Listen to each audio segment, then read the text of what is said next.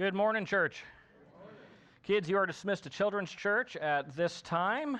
And the rest of you, I would ask that you would join me in Genesis chapter 13 this morning. We'll do all of Genesis chapter 13. I'm sure many of you know what it is like to have to share space with other people. Sometimes it is a difficult thing to have to share space with other people. Somebody this morning actually was joking with me, and it was just a joke, but they said, "Stop the service, someone is in my seat." You know, we can't share our rows with other people, right?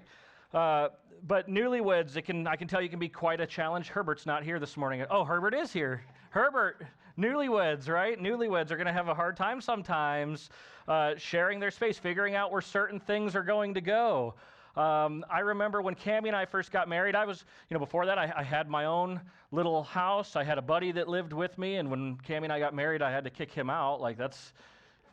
Don't need another roommate. But I had this picture on the wall. It was my picture. It was a picture that I wanted to be on the wall because it was my house, and I liked this picture, and it had always been there. And when Cammie moved in, she says, "I don't like that picture. I don't want that picture on that wall. That's stupid." And by the way, the picture was that one right there. I used to love that movie. I thought that's a perfect picture for my living room, right on the wall. And she said, "We are not having that picture up in this house." And she had this idea that it was going to be, I think she had like this painting of a ballerina or something. But she didn't care for my taste in decor, and we fought over space. We did that a lot at the beginning of our marriage, trying to figure out who gets the prominent spots in the house, right? And she did. That is correct. That is correct. Anyone who has brothers or sisters in this room growing up, you probably fight over space. I used to have to share a room with my brother for years, and we would fight over space, and I would win those fights because I could hit harder with my brother. But my least favorite part about family vacations is the trip there and the trip back. Because it doesn't seem to matter how much space we have in our car. It's never enough space for my children.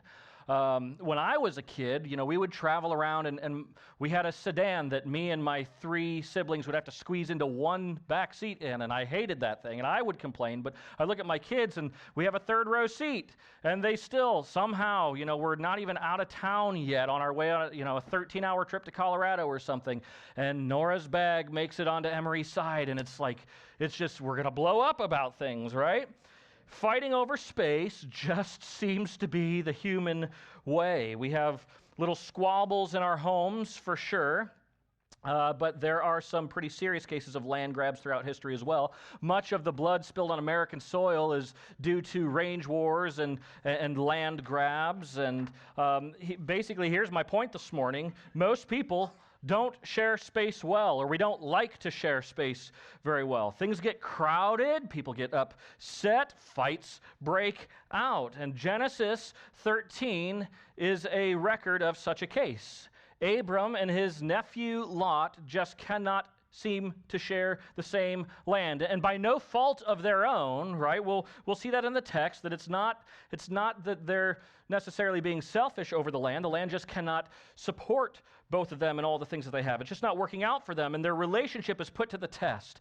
And if their relationship is to survive, they have to come to the table and do some conflict management. And so part of the message today is going to have to do with some conflict management. Part of the message today is going to have to do with faith, and it's just kind of a mixture of things today that I really struggled to have a nice even flow to. So just show me grace this morning, and we'll get to some other stuff later. I made some mistakes, I'll put it that way, that I'm going to need you to correct this morning.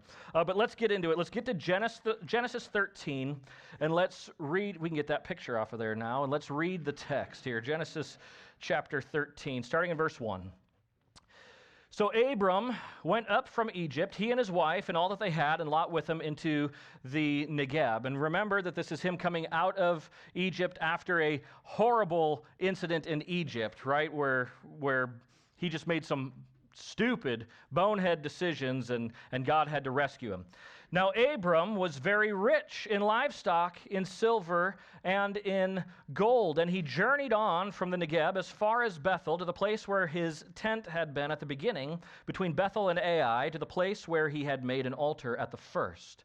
And there Abram called upon the name of the Lord, and Lot, who went with Abram, also had flocks and herds and tents, and so that the land could not support both of them dwelling together, for their possessions were so great that they could not dwell together, and there was strife between the herdsmen of Abram's livestock and the herdsmen of Lot's livestock. And at that time the Canaanites and the Perizzites were dwelling in the land.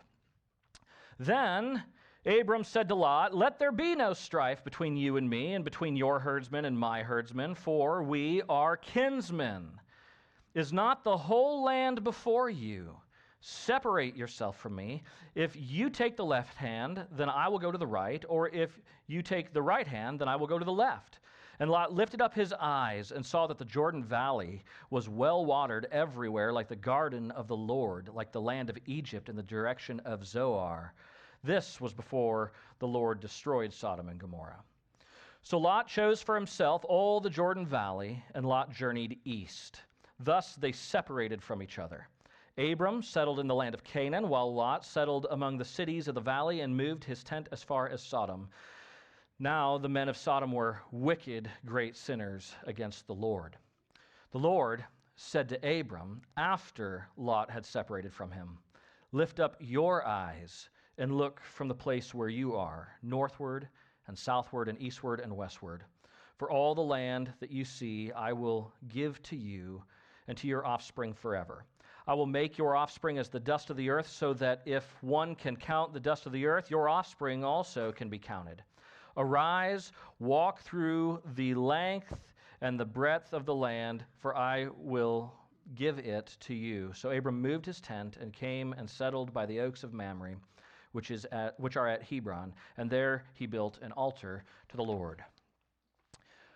Church, there are a lot of things that we see happening in this chapter, but one of the main things, and probably the way that we need to view this passage this morning, is that this chapter introduces to us the second of three major trials that Abram faces in these opening chapters of his story. Last week we saw the first trial, a famine that had afflicted the land, and Abram, lacking trust in the Lord, took things into his own hands. He took his provision into his own hands. He took his protection into his own hands. And these are two things that God had promised Abram before. And by doing this, by taking these things into his own hands, Abram threatened God's promise of land and children. He ended up being the greatest threat to the promises that were given to him. He left the promised land, made his way down to Egypt to escape the famine, and then he there gave up his wife to Pharaoh. And God had to rescue him. God rescued Abram and Sarai and their camp, and he restored the promises. Abram did not handle his first trial with faith, but what we saw in the text is that God was faithful. God showed his faithfulness in that trial. And so our text today follows up on that particular account where Abram he's been deported out of Egypt. Basically, they kick him out. Pharaoh gave the men orders concerning Abram, and he had to leave. And he goes back up into the Negeb and back basically to the beginning where things really actually started for him as far as the promises go. It says, so Abram went up from Egypt, he and his wife and all that they had, and Lot with him, into the Negeb. The Negeb, by the way, is kind of like this. Sometimes the Bible refers to the Negeb as a desert area. Sometimes it's just this southern area south of the Promised Land. That's basically where they are. They followed the Mediterranean. I think it's the Mediterranean Sea that's right there. They followed that and came up into the Negeb, and then he goes even further. Now Abram was very rich in livestock, in silver, and in gold, and he journeyed on from the Negeb as far as Bethel, to the place where his tent had been at the beginning, between Bethel and Ai, to the place where he had made an altar at the first, and there Abram called upon the name of the Lord. Now, much of what we are discussing today has to do with some geographic significance. Let's put it that way. If you were to zoom out a little bit, I was going to provide maps this morning. I couldn't get my maps to load very well, so I'll just tell you. Bethel and Ai, that's where Abram ends up by verse 4, between Bethel and Ai, where he built the altar in the first place. right? And Bethel and Ai, if you were to look on a map of what was to be the promised land, it pretty well sits very close to the center of the whole thing, of the whole promised land. If you look, north and south ways and east and west ways, it looks like it's just about at the center of it all. And so we're going to say here that he's back in the land of Canaan, back between Bethel and Ai, which is back in the heart of the promised land. That's where he had left to go to Egypt while he was not being very faithful to the Lord, and now he has come back to the promised land. In fact, I don't want you to miss the significance of the exact location that is described here. Abram has returned to the land between Bethel and Ai, and I didn't get into this in the first sermon that we saw Abram between these two cities, but there is some significance to this. Bethel is off to the west, Ai is off to the east, and Bethel in Hebrew means the house of God. It is the house of God. Ai in Hebrew means the ruin. In fact, it means a heap of ruins. So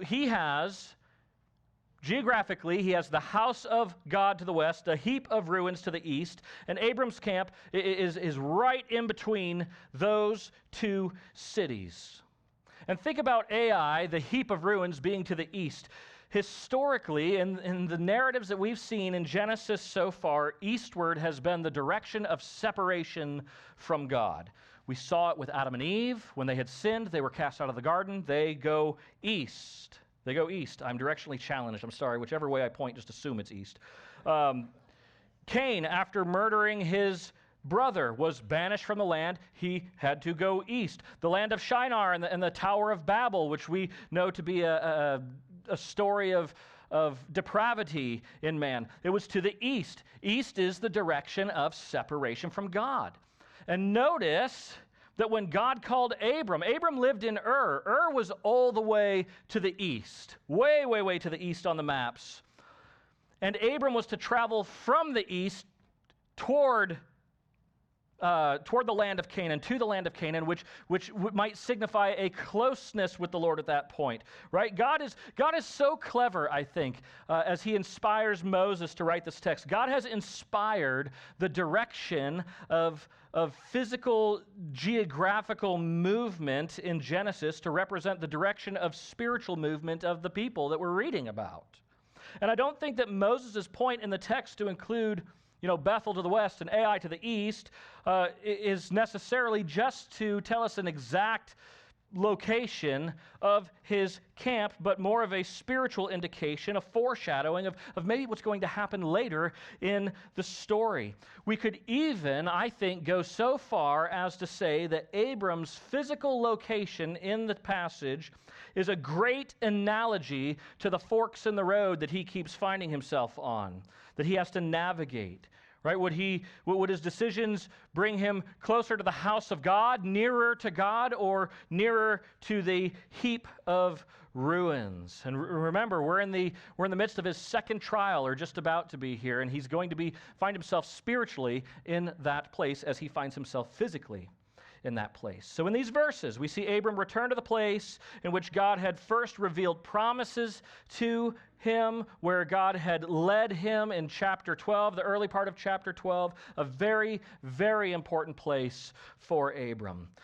But even better than that, what we see in the text is a spiritual location. Abram, not only has he returned to the heart of the promised land, he has returned to the heart of worship.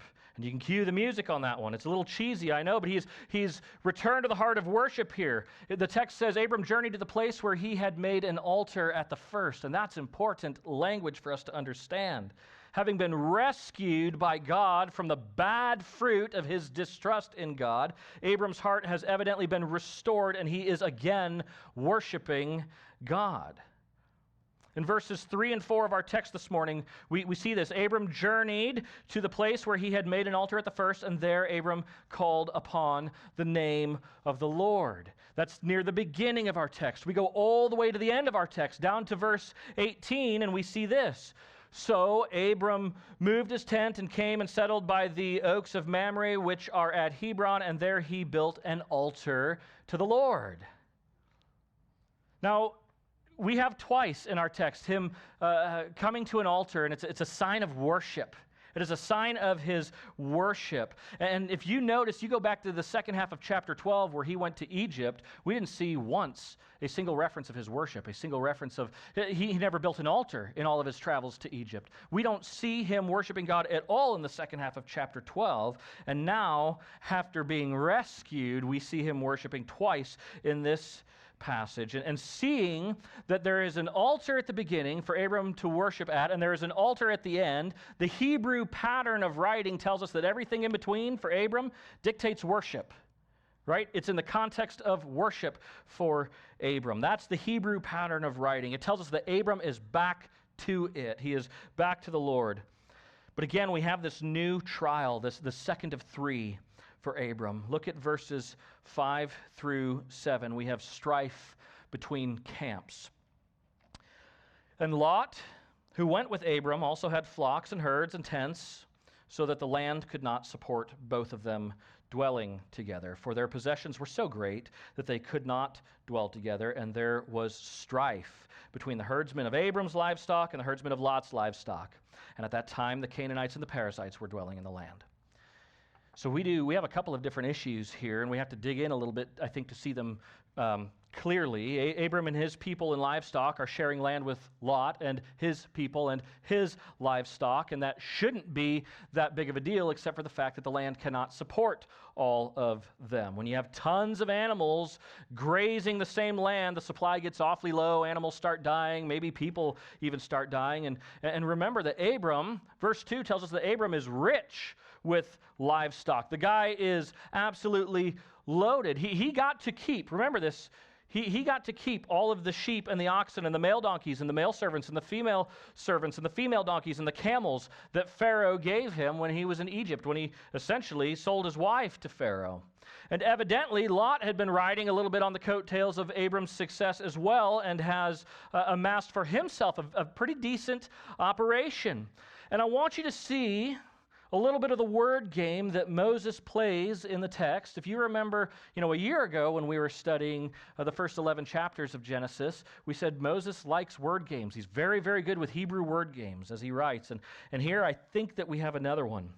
Speaking of Abram's abundance of livestock and of silver and of gold, Moses says Abram was very rich. And the Hebrew word used for rich is kabed, which just so happens to be the very same word that Moses used to describe the famine just one chapter ago. Genesis chapter 12, verse 10. For the famine was severe, kabed, in the land. And that word, kabed, in one spot translated rich, in one spot translated severe, it means heavy or weighty or burdensome. It is burdensome. And I think by using this particular Hebrew word to describe Abram's wealth in chapter 13, verse 2, I think Moses is showing his audience that Abram's wealth is going to prove to be a bit of a problem here. It's going to be heavy or burdensome, as the famine was burdensome. And not specifically on Abram, not directly toward Abram, but burdensome on the land, just as the famine was burdensome on the land. The particular place that they are camping out cannot support them all, and then after that becomes basically, by result, a burden on Abram and Lot's relationship. There's disunity between Abram's camp and Lot's camp in the text. There is strife between the herdsmen, is what our text says. Contention, controversy. They aren't getting along. They're acting like brothers who have to share a room.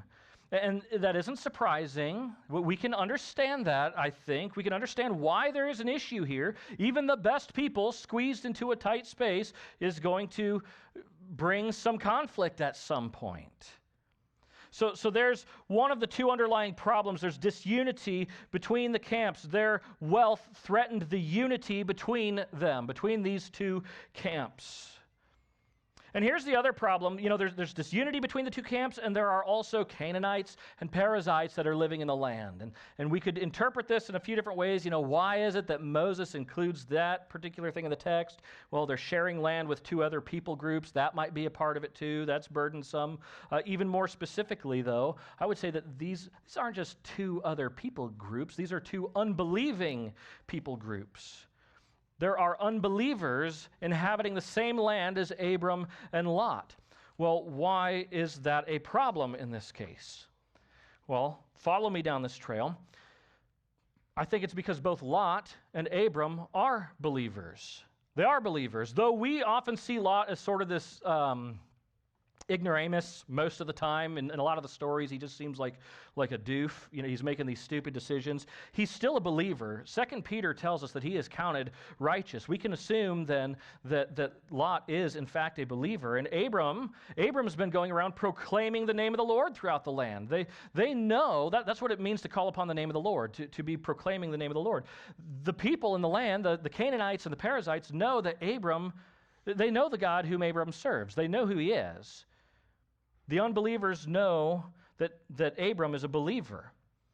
So these Canaanites and these Perizzites knew that Abram and Lot are serving the same God. And now these Canaanites and Perizzites are witnessing friction between these two houses of believers in the same God. And so I think beyond there being a threat to the unity of believing houses in this text, we also have a threat to their witness to unbelievers. And this is where we're going to have to make a correction also in your bulletin insert. I put, for problem number 2, their wealth threatened their witness to unbelievers. That is not a correct statement. It should say their conflict threatened their witness to unbelievers. So if you would make that correction for me, I would love for you to do that. But basically, as troubling as the conflict was itself, its potential to disgrace the Lord's name was even worse. And we need to talk about that for just a minute. Controversy and infighting among believers will never win a single non-believer to the faith. We have to understand that. We know that to be true today. Infighting among believers does not win anyone to Christ or to the church for that matter. How we handle conflict in our lives and how we corporately handle conflict within the church is important for the church and for the community that surrounds the church. How Abram and Lot handle this trial that they are in is going to have great ramifications between them and between their camps, but also have great ramifications for those who are watching them. There are healthy ways to deal with conflict, and dealing with conflict in healthy ways glorifies our Father, and it may even teach those who are around us, it may teach them a thing or two about our God and about our faith. And I'm going to say parents in this room, or future parents in this room even, I'm going to suggest to you that you should work out some of your conflicts in front of your kids. I think that we should be doing that. I think our kids need to witness healthy ways to handle conflict. And it's doubtful they're going to get a whole lot they're not going to get a good example of that out of the world. Let's just put it that way. The way that our society currently handles conflict isn't going to teach them anything of value. So they need to get it from us. They need to get it from their leaders, from their parents. And if you can believe it, Cammie and I do not always see eye to eye on things. There are times where we need to have a conversation that's just between the two of us, and we need to work some things out. But there are also certain conflicts that we can work out in front of our kids so that our kids can see healthy ways to deal with conflict. They can see how believers resolve their problems. And we've drawn lines in our house. There are certain things that we will not bring up in front of our kids. We will not discuss certain things in front of our kids. Cammie doesn't call out my sin in front of them. I don't call out her sin in front of them. But there are other things that I think that we should talk about in front of them. They need to be shown what it really looks like to handle conflict well. And one of the things that I think must come to the forefront of our concerns as we handle conflict and we work toward resolution is what kind of witness are we providing in handling this? How might someone see the God that I serve and the way that I handle this? How might someone see godliness in how I'm dealing with this trial, with this conflict? What kind of witness are we providing for the person that we're in contention with, right? Abram and Lot were in contention with each other at this point. What kind of witness could Abram be to Lot? Or for those who are under them, looking up to them, right? They're herdsmen, and we can apply that to us, right? When we're in contention with somebody, how about our direct network, my kids? How can they see me handle conflict and learn how to handle it well, getting their cues from us? And for those on the outside, right? Those on the outside that may be watching and paying close attention, unbelievers who might be witnessing some conflict and they're watching, because sometimes they do. They watch. They pay attention to what we do and what tries to tear us apart. I've seen it. And in the text this morning, all eyes, the Perizzites, the Canaanites, the herdsmen, all eyes are on Abram and Lot. The herdsmen need an example. The Canaanites and the Perizzites need to see how brothers in the Lord unite under a resolution. And so it's very important that Abram know how to navigate this conflict in a way that represents well and glorifies the Lord that he proclaims. And we too need to know this. And that leads us into verses 8 through 13, where we see a suggestion for unity among kinsmen here. The text says, "Then Abram said to Lot, 'Let there be no strife between you and me, and between your herdsmen and my herdsmen, for we are kinsmen.'" And I'll stop right there for just a second. That is a very important statement, those last words, "for we are kinsmen." Abram's reminder that he and Lot are kinsmen sets the tone for their resolution. And I don't think that this reminder that they're kinsmen has anything to do with their blood relation, the fact that Abram is Lot's uncle. I think it has to do with the grounds that they are both believers, that they serve the same God. This should be an absolute central focus when coming to the table to work through conflict. If we're in conflict with another believer, we need to look at that believer on the other side of it and say, this is my brother, this is my sister, this is my kinsman. Jesus Christ died for this person too, right?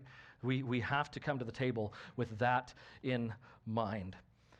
And he continues, "Is not the whole land before you?" This is Abram talking to Lot. "Separate yourself from me. If you take the left hand, then I will go to the right, or if you take the right hand, then I will go to the left." And Lot lifted up his eyes and saw that the Jordan Valley was well watered everywhere, like the garden of the Lord, like the land of Egypt, in the direction of Zoar. And this was before the Lord destroyed Sodom and Gomorrah.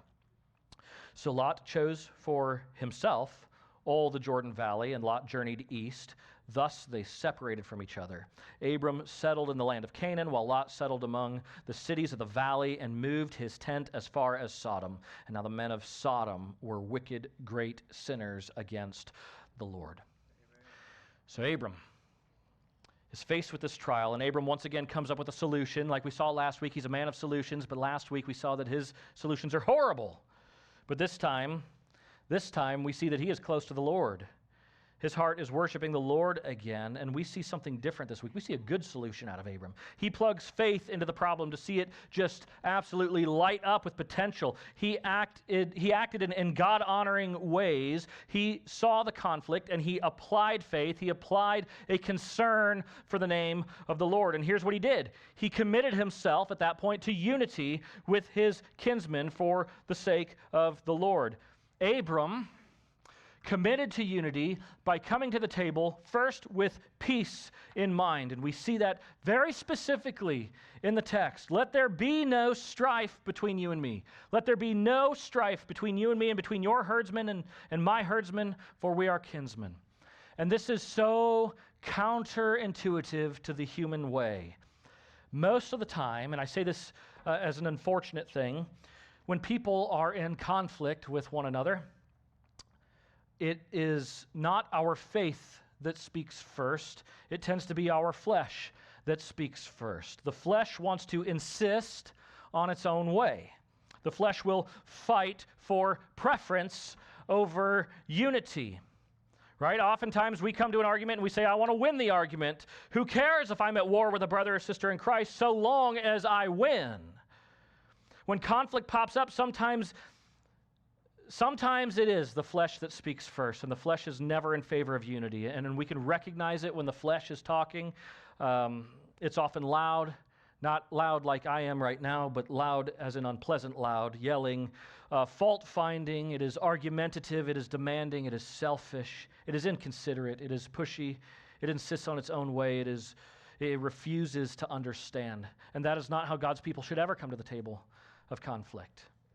We can take a page, I think, out of Abram's book here and prepare our hearts to make peace, to speak by faith, not out of the flesh. Peace is the God-glorifying result of well-handled conflict. Peace with our brothers and our sisters should be our top concern. Let us remember Abram's words and apply them to our heart. Remember this, right? Let there be no strife between you and me, for we are kinsmen. Abram came to the table with peace in mind, and on top of that, Abram showed that he was committed to unity by coming to the table with humility of heart, which is really what peace requires. Peace requires humility. He said, listen, Lot, look around you. There is an awful lot of land here. We do not have to share the same piece of land. So Abram recommends that they separate, right? This land, this town is not big enough for the two of us. And Abram can see that. And yes, here's the unfortunate part of it, right? This brings us to an unfortunate truth.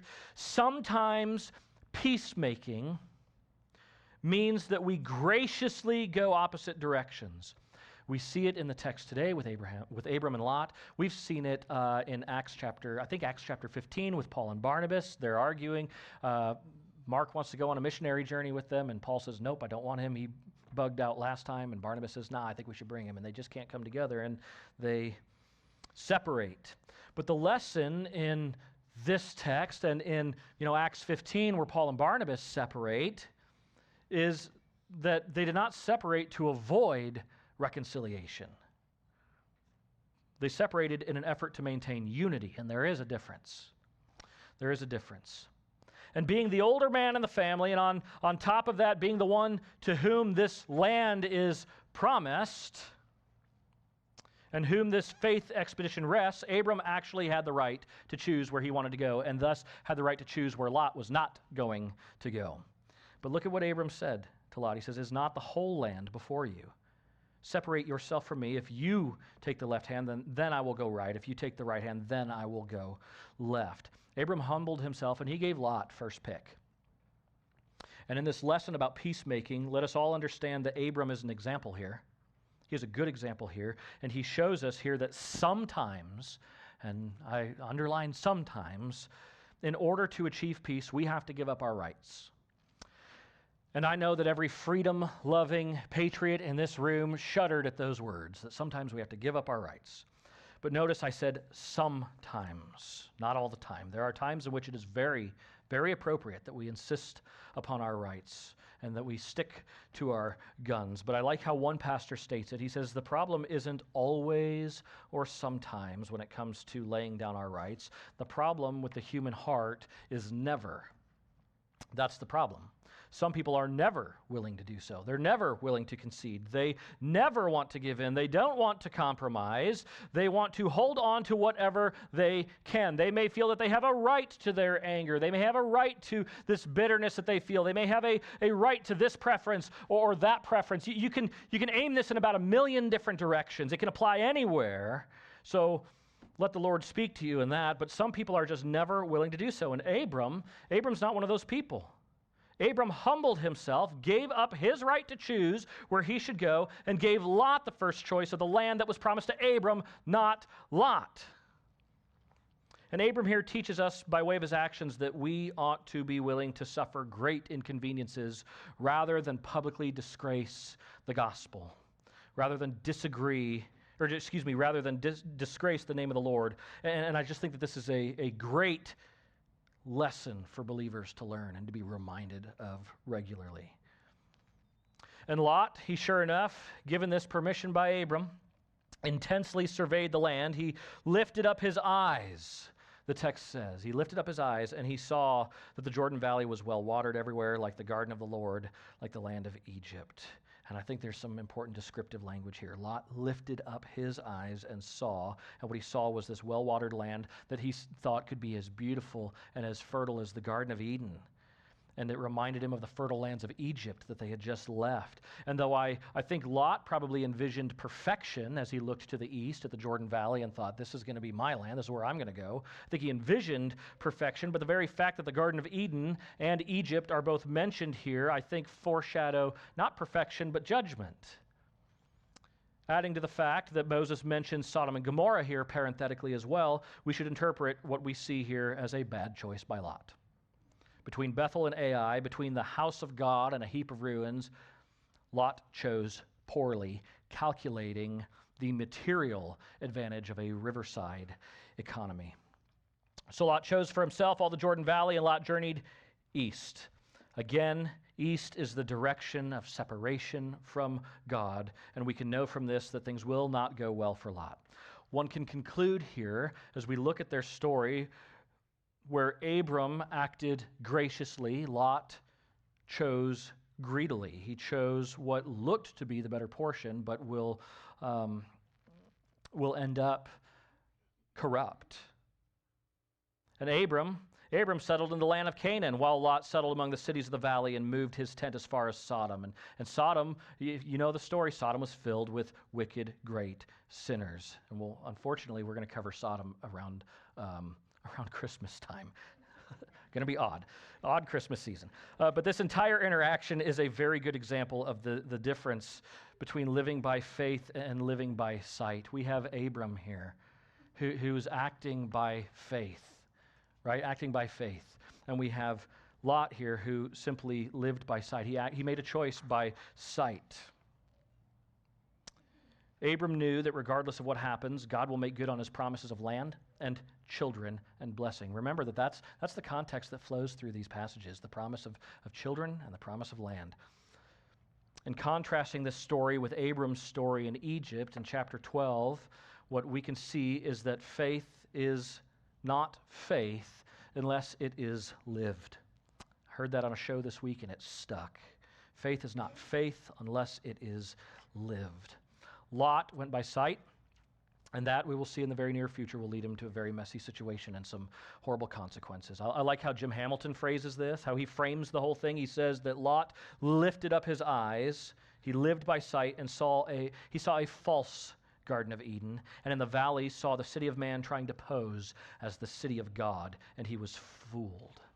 And Hamilton suggests from this that between Abram and Lot in Genesis 13, we see the difference between heavenly treasures and worldly treasures, and we should not be so easily fooled by the world. And I'll make this last one a little bit quicker here. Last 5 verses of the text, I think, serve both as a confirmation that Abram acted righteously in this text and an encouragement from the Lord that he indeed is going to be blessed. Here's what we see in the passage. The Lord said to Abram, after Lot had separated from him, lift up your eyes and look from the place where you are, northward and southward and eastward and westward. For all the land that you see, I will give to you and to your offspring forever. I will make your offspring as the dust of the earth, so that if one can count the dust of the earth, your offspring also can be counted. Arise, walk through the length and the breadth of the land, for I will give it to you. So Abram moved his tent and came and settled at the oaks of Mamre, which are at Hebron, and there he built an altar to the Lord. The Lord here in this passage reaffirms and strengthens the promises that he made to Abram long before this. Abram was willing to act in faith, willing to give up what was rightfully his, fully knowing and fully believing that God would restore it according to his promises, his promise of a place and his promise of a people. And I love the contrast here. Lot lifted up his eyes and saw what he could claim. Abram here is told to lift up his eyes and see what God will claim for him. Lot saw only what he could take for himself. Abram saw what was going to be given to him by the Lord. And God gave Abram a greater vision of what it is that's going to be his. Remember, by this point, or before this point, he didn't have great detail of what God was going to give him. But God expounds on it a little bit here. As Abram stood probably at the highest point of the land, they say this is probably like a 3,000-foot elevation here, and he can see in every single direction all that is his. The Lord said, "This will be your land, northward, southward, eastward, westward. All that you see is going to be given to you. His eyes are laying claim to what is going to be his in the future, or his offspring's. And God even sends him on a tour of the land, right? He says, arise, walk through the length and the breadth of the land, for I will give it to you. And every early Jewish commentary says it this way, that this is a symbolic act that signifies Abram's legal acquisition of the land. It was supposedly a very common practice in the ancient world to walk what was going to be yours. And it's not even that odd of a thought now if you really think about it, right? When you're going to acquire a house or you're going to acquire a land, you walk through it. You want to see it all. You want to inspect it, right? When we bought our house a few years back, a couple days before the closing day, we did a final walkthrough. Before you buy a car, you test drive a car, right? It's a similar concept here. God wants Abram to see the heights and the depths of his gracious gift to him. He now wanted Abram to see what was previously an unseen promise. And then the Lord says, this will be your people. This will be your people, as innumerable as the dust of the earth, is what he says. Later, God will tell Abram that the stars of the sky will be like his offspring. But right now, he says, as you traverse this entire land, as you walk this entire land, look at the dust on the ground and know that your descendants will be as innumerable as the dust that you're currently walking through. So Abram went, he moved his tent, and he came and he settled at the oaks of Mamre, which are at Hebron, and there he built an altar to the Lord. From one end of the land to the other, Abram worshiped God. And as we close this morning, I think a side-by-side comparison at Abram and Lot can be instructive for us. As I said earlier, Lot chose things that are seen and found them to be corrupting. And unfortunately, it's the worldly outlook that pervades our culture. And so greed and covetousness and idolatry find fertile grounds in hearts and in homes. Abram looked and saw through the eyes of faith, and he found peace. We can also see from this text a valuable model for conflict resolution, conflict management, knowing that poorly handled conflict among believers disgraces the gospel that we say we so highly value. And as we approach conflict with other believers, we must remember that we are, in fact, family. We are kinsmen, and we must come to the table committed to unity with peace in mind and come to the table with humility in our hearts. But I think more than anything else, and I'm going to quote Kevin DeYoung because he says it better than I can, what this story wants to remind us, and we'll see it again and again through Genesis, is that the promises of God are more reliable than our eyes, more sure than our senses, more dependable than our past or present experience. And to be a peacemaker is to be one who trusts that the God of peace will see and he will know and he will take care of you, even if the world says you're not taking care of yourself. Peacemaking through promise believing, that's the lesson God has for us this morning. Amen? Let's pray. Heavenly Father, we give thanks to you this morning for your word. There are so many different lessons found within this passage, and I trust this morning that you know what each individual in this room needs to hear, and you will guide it to their hearts. Lord, help us to be ever moving toward your house, making decisions and handling conflict in ways that draw us nearer to you and that may help others to draw nearer to you as well. And we thank you for giving us accounts like Genesis 13 that can help us to know how believers are to act. And Lord, I just pray that we, like Abram, that we're able to live by faith, that we would live by faith, that we would handle our conflicts by faith, that we would navigate this life by faith and not by sight. And it is in your great name that we pray. Amen.